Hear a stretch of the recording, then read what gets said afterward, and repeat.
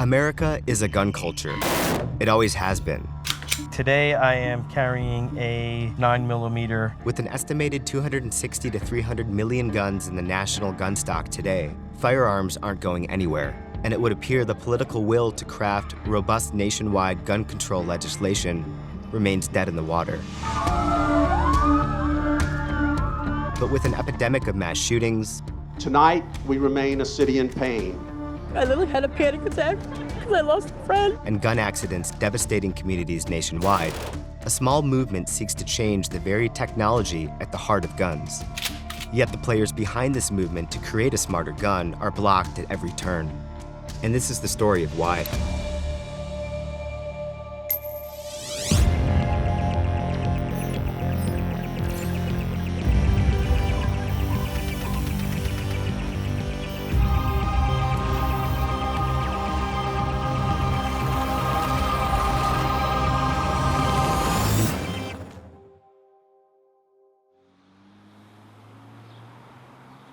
Nicholas was a wonderful boy.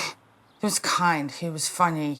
You know how you tell your children to be kind to others and befriend bullied kids, but you never know that they're doing it. Unfortunately, the way I found out he was is after he got killed, I received a lot of letters about it. 12-year-old Nicholas Nomkin was accidentally shot and killed by a friend in December 2010. Since that day, his mother, Oksana Nomkin, has become the driving force behind Nicholas's Law, a bill requiring the safe storage of firearms in New York State. We never owned guns and never hunted. We never thought to ask. Who would think that you're sending your child to a play date and you have to find out there was a gun in the house? Do you know what kind of gun was used? It was a Ruger 9mm semi-automatic handgun. Was it secured? No, it wasn't. It was fully loaded and in just some sort of a sock drawer. Oksana hopes Nicholas's Law will put a dent in the approximately 33,500 people fatally shot in the United States every year. But there is a potential technological solution known as a smart gun. Proponents say it could prevent future tragedies like the Nomkins, and that it could even be more effective than a law when it comes to averting suicides and accidental killings. Yet the handgun as we know it remains a piece of mechanical technology that has skirted an era of rapid innovation, when almost everything else, from cars to phones to kitchen appliances, has been computerized. The question is, how come you can't find a smart gun anywhere? Michael Timlin is the owner-operator of a gun store, shooting range, and gun training center. We want the gun to be about as easy as possible, so then when the gun is used, we don't have any issues with it. What's wrong with hundreds of years of gun ownership? It's not the epidemic that people like to believe. We're living in a perception. We don't see the good sides. Anybody that's anti-gun, they should feel very grateful that there are people who have guns out there. Do you sell any smart guns in this shop? There is no such thing as a smart gun. We cannot put a device or anything on a firearm that would allow it to become smarter. But there just might be a way. A smart gun is a user-authenticated firearm. That is, a gun that only fires in the hands of approved users due to a biometric like a fingerprint reader or a magnetic or radio frequency identification proximity device like a ring or a bracelet. It's a technological innovation that has not gone unnoticed in the halls of the White House. If we can set it up so you can't unlock your phone unless you got the right fingerprint, why can't we do the same thing for our guns? But many pro-gun Americans, like Michael Timlin, aren't having it.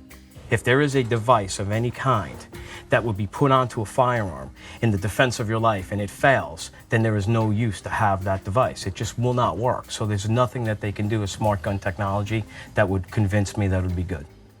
This sentiment is echoed by major gun lobbying groups like the National Rifle Association and the National Shooting Sports Foundation. At some point, this technology is probably going to be pushed down our throats. Listen, let's be honest. The government at some point in time is going to try. That is a very frightening notion to a guy like myself or anybody who's a gun owner. With that in mind, we're off to one of the biggest gun collections in the world that just so happens to belong to the US government. We're meeting with Earl Griffith, chief of the ATF's Firearms Technology Branch. Handle that, see how it feels. It's a good conversation piece. He walks us through the ATF's massive reference library. Chuck Norris and others, they have guns like this, and these are actually a machine gun. Which holds just about every type of gun there is. Yeah, we have approximately 19,000 items in here. We have a lot of domestically made firearms, as well as guns from all around the world. That fits you very well, Brian. Feels good. Yeah. Feels real good. Why is the diversity of guns so mind-boggling, yet technologically they've been pretty unchanging for a long time? I think the early designers got it right. When you're in a room full of thousands of firearms, you realize just how little gun tech has evolved. 1911, this very design is still produced today. The fundamental inner workings of these and just about every other gun are more or less the same. No user authenticated smart guns. I'm not seeing anything like that. No, we have no smart guns in here. There's very few smart guns that have been produced and put on the market. And so it's going to take industry or independent people out there to want to perfect this technology to get it into our, as we know, traditional guns. The path to market for smart guns has been a long one that's repeatedly hit a dead end. In 1997, Colt, a firearms company that's been around since the Civil War, announced it was prototyping a user-authenticated smart gun. So this gun is now communicating with its transponder. The transponder is communicating back with the gun, and I can sear it off. The news led to major blowback from Colt's loyal customer base, triggering a grassroots boycott. After months of criticism, Colt abruptly pulled the plug on the project in the attempt to recover the company's reputation. In 2001, gun manufacturer Smith & Wesson faced a number of municipal and federal lawsuits over gun violence, so the company cut a deal with the Clinton administration. Under the agreement, Smith & Wesson will include locking devices and other safety features, and will develop smart guns that can be fired only by the adults who own them. Like Colt, Smith & Wesson faced tremendous opposition. An ensuing boycott turned the company into a gun industry pariah. If the smart gun is going to move forward, it needs fresh blood to see it through. So this is our most recent prototype of the BioFire smart gun. In this case, this is actually a modified Glock, but when we get to the point of actually manufacturing these, we'll be creating our own custom firearms. Kai Klepfer has been working on a smart gun prototype since he was 15 years old. Today, he runs Biofire Technologies, a smart gun startup, from his MIT dorm room. What was the impetus behind wanting to start doing this sort of research? I got started with smart guns during my sophomore year of high school, when I was 15. I was looking for an engineering science fair project that maybe had a little bit more societal impact. Though Kai can't have his prototype on campus, he has many parts that compose the internal workings of the smart gun. This is basically one of our current circuit boards, the brains of the operation in a lot of ways. These are a few of our fingerprint sensors. And when the user picks the handgun up, the finger naturally lands on the sensor. It's not anywhere near as complicated as it looks. So we've got the fingerprint sensor, the circuit board and everything on this side. The battery is along the other side. A traditional firearm of this style has what's known as a double stack magazine. We sort of switched that to a single stack magazine. So that reduces the number of rounds, but allows us to fit sort of all of the electronics and everything. When you sort of naturally grip the handgun, your middle finger is going to land right on that sensor. There's no swiping or pushing buttons or any additional movement that's required on the part of the user. They just pick it up and it works. Yeah. I honestly expect to see smart guns pretty prevalent in the next 5 or 10 years. And honestly, further out from that 10, 20 years, I think they're all going to be smart guns. But it's this sort of techno-optimism that makes pro-gun Americans like Michael Timlin very nervous. Do you think there is still some sort of consumer demand across the country for this technology? If you were talking to any true gun owner, there would be no demand for it at all. Matter of fact, it would be the opposite. This is not something we want. So you'd never sell a smart gun? I wouldn't allow a smart gun within a 100-mile radius of this facility, ever. But one was on its way, courtesy of Jonathan Mossberg, owner of iGun Technologies. Mossberg happens to be in town for an informal summit of smart gun developers, so we ask him to swing by Mike's shop. He's bringing along the iGun, a personalized shotgun that only fires when the user wears a special magnetic tag in the form of a ring. I think this technology has a significant use in certain specific situations, and I'd like to see it to go to that next level where people who choose to buy it, not are forced to buy it. Kai's attending the same conference, so we invite him along as well. Do you think both of your respective technologies could someday be brought to market and appear in shops like Michael's here? Definitely. There are people who want to have a firearm in their house, but are afraid to, rightfully, because of the possibility of their children getting hold of it. I'm just waiting for the consumers to start demanding it. And when they're comfortable with it, when they know about it, when they test it, when they know it's reliable, distributors will be carrying it, manufacturers will be making it, and it'll be an option, only an option. And if they want to buy it, great. If they don't, that's fine too. I do believe that you guys are onto something, but we start with good intentions and we wind up walking into gun bans. And new technology always leads into gun bans. You take a technology and the government gets their hands on it, or somebody gets their hands on it and say, hey, listen, we're using it for good, and then it becomes a mandatory type situation. I am dead set against mandates.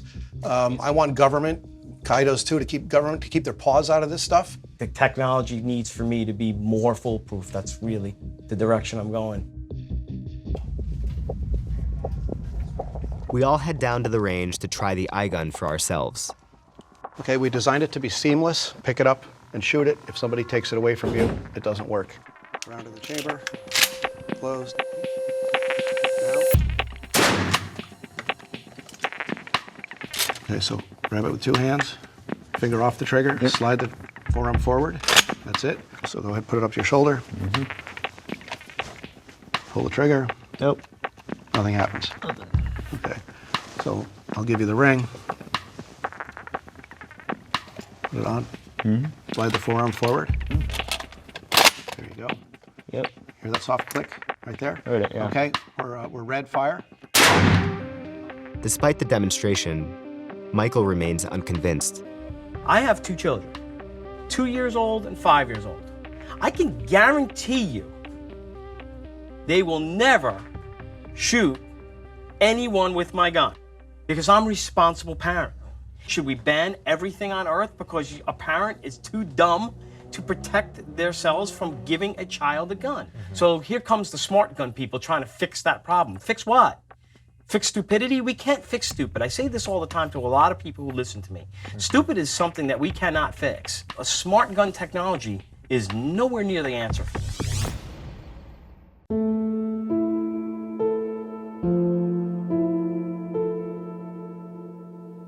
This was his last school picture. Right before he was killed. This is September of 2010. This is the last picture we have of him. I always want to remember him this way. It was the last day of school, December 22nd. He was called by a friend of his and was invited over for a play date. Around, I guess, 6, he called me and he says, Mom, can I stay over? So I said, all right.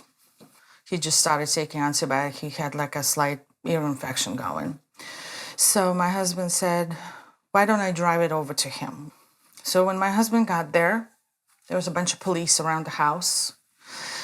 And they told him that Nicholas was shot.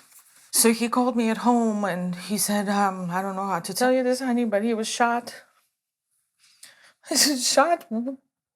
How, when, where, you know? Later we found out that his friend went and took his father's gun and he shot him. When we got to the Albany Medical Center, a neurologist came out and pretty much told us that there's no hope for him, that he has no brain activity. So we went in about 2 o'clock in the morning and they disconnected him. And then his heart was beating for another 29 minutes. I had my head on his chest and it was like torture. knowing that every single time this could be the last heartbeat I ever hear. And then finally it stopped. And my sunshine was gone.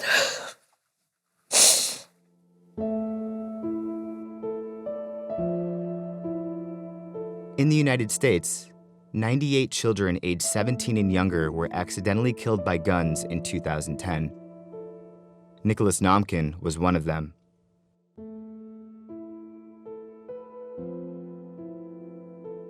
At the Harvard School of Public Health, researchers take a data-driven approach to studying gun violence. Do you think that innovating guns would be a way of potentially cutting down on gun violence? Yeah, I think absolutely. I think changing technology typically is the way to reduce injury and violence. David Hemingway is the director of the Harvard Injury Control Research Center and the author of Private Guns, Public Health. Is it as much about changing technology as it is about changing human behavior? Typically, it's much more cost-effective to change the product than to try to educate every person, and people make mistakes all the time and often behave badly. In virtually all the successes in public health, it's really been changing the product and the environment, which has been shown to be the most effective. With a legacy of fierce opposition, it's surprising anyone would choose to develop a smart gun. That's part of what makes our final stop on this journey so interesting. We're outside of Seattle, Washington, on our way to meet a renowned biohacker who's created something that's truly one of a kind. Biohacking really is, in my opinion, the future of human evolution. He's been a prominent figure in the body implant scene since the mid-2000s. Are you a gun person? I wouldn't say I'm a gun person, but there was a gun that I wanted to get, and I actually learned about it through video games. I thought, you know, if I'm going to get one, I want it to be something that one of my kids can't just pick up and shoot. You know, there's other smart guns that are being developed that are kind of based on like fingerprint or other things, and I just thought that, you know, those technologies are typically a little clunky or require like a wristband or some kind of wearable. I already had implants, so it just made sense to use a gun that worked with implants. So I'm like, I can make one. So this is a version of the tag that's basically glued to a stick. So that's what's inside the hand right there, little cylinder. And you can see I can kind of pop it up there. You can see it's the edge of it is trying to poke out there. Can the implants that you use with your smart gun be used to track the owner? No, not at all. They're passive devices, which means there's no battery. They only operate when they're within the magnetic field of a reader, which means, you know, maybe an inch at most. That's the beauty of these devices. They're simple, no battery, no charging, no management. They just work. They're going to work and do their jobs beautifully every time, all the time. Could you walk me through what goes into this gun and how it works? There is a small area here where there's electronics, and then this grip area has an antenna coil around it. And then inside the trigger mechanism here, there's a little peg that will lock, and that blocks the trigger from being pulled. So in order to remove that additional lock, I have to present the implant to this reader in the grip area here. So when I do that, I can just do this. You hear it beep, you hear the little servo mechanism, and now I can operate the trigger.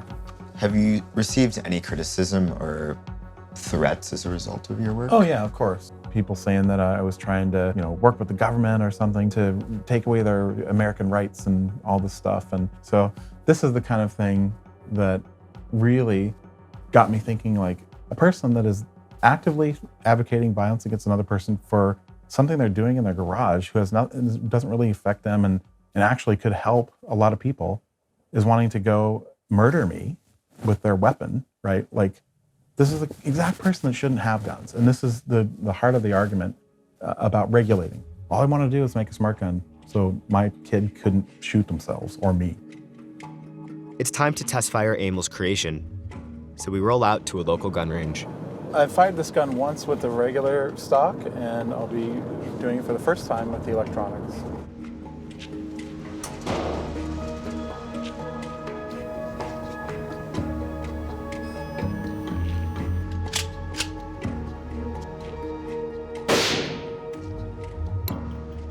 The initial test fire of the world's first biohacked smart gun is a success. But Emil soon runs into an unforeseen problem. It may have locked. Yeah, locked. Locked?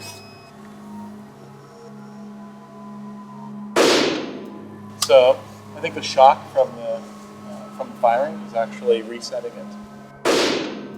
So I'll fire and it actually relocks the trigger. But it's works. working. Yeah, it works, but it's Yeah. it needs adjustment, obviously. Got it. So.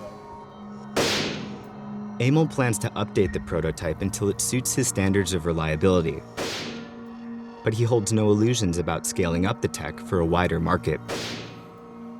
I'm happy with my product and for my personal use, but if people really want smart guns for these scenarios, they're going to have to get loud. They're going to have to be aggressive about wanting it, and contact people actually building guns and say, we want this technology. That's really how it's going to work, is driving market forces rather than regulatory forces. What would you say to someone who thinks guns are just fine the way they are, so why should we try and innovate them? Well, they've never had their child shot by accident, and they have no ability to step into anybody else's shoes or really imagine a scenario where somebody who is not fit to operate a weapon has one. Here we are.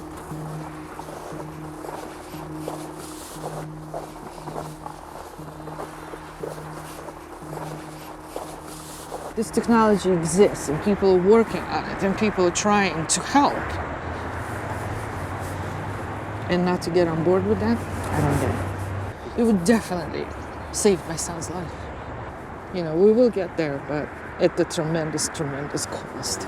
Unfortunately, a lot more parents like living with what I live with every single day, which is not easy. I'm doing it, but it's not easy.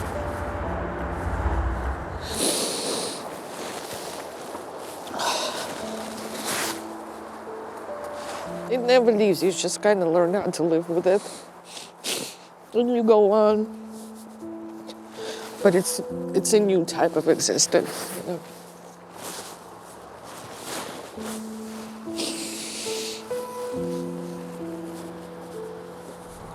I miss you.